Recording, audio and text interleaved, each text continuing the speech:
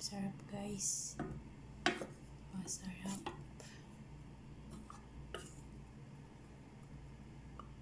Yan ang sarap niya.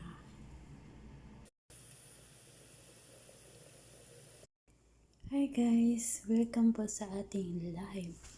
Hello po, kumusta po ang lahat ng mga viewers? So, ang lulutuin ko po ngayon is bamya.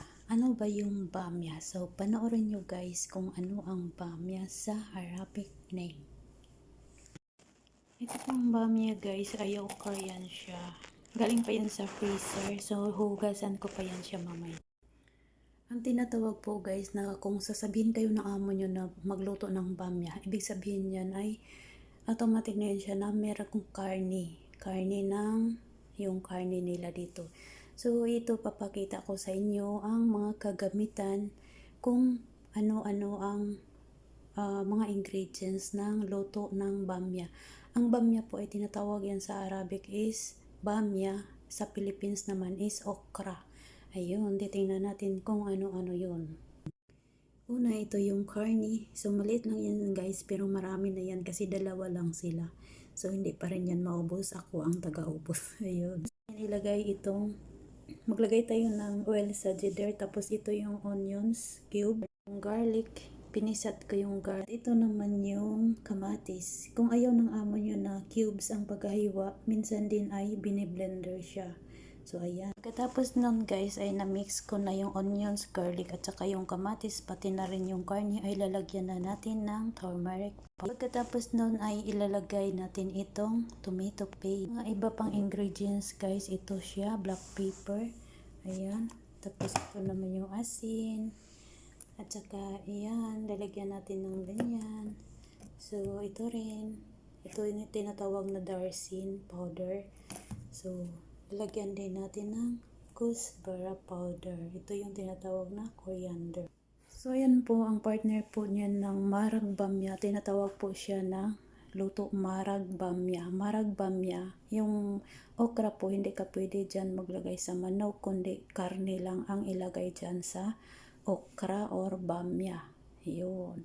So, ang partner niyan is magluto tayo ng white rice pa rin. Kung meron kayong seria, yung maliliit masyado na yellow, yung parang bihon na maliliit, yun ang partner talaga niyan. Kaya lang naubos na yung sa amin. So, white rice na lang ang aking lulutuin.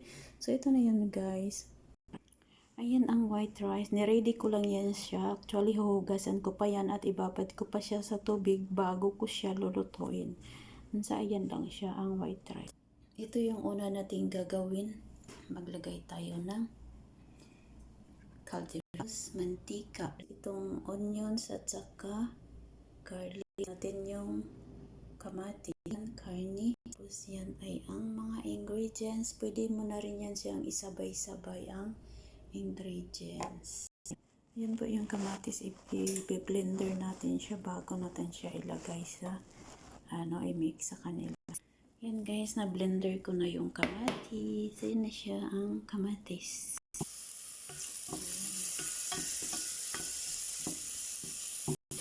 ayan, ilalagay na natin ang kanyang ingredients. Ayan. So, ito na yan siya.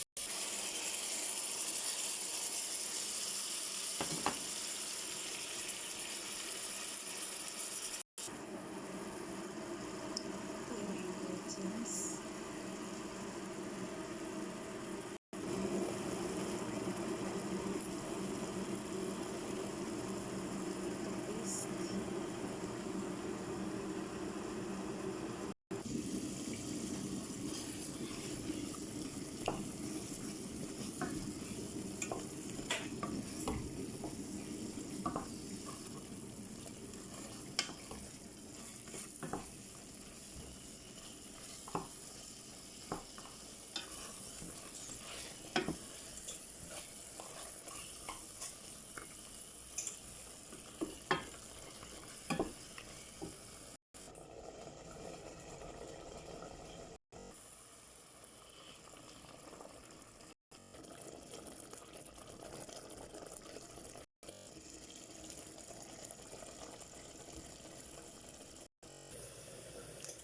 Okra.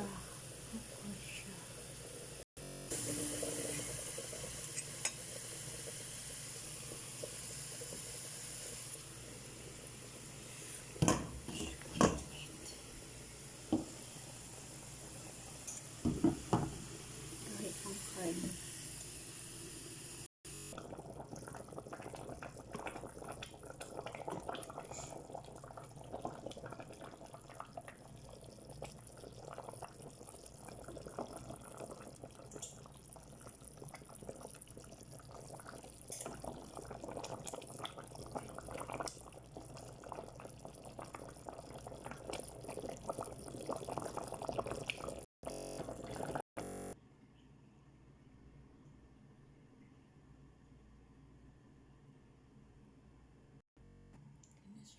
guys, luto na ang marag. Wow, yummy yummy. Luto na siya.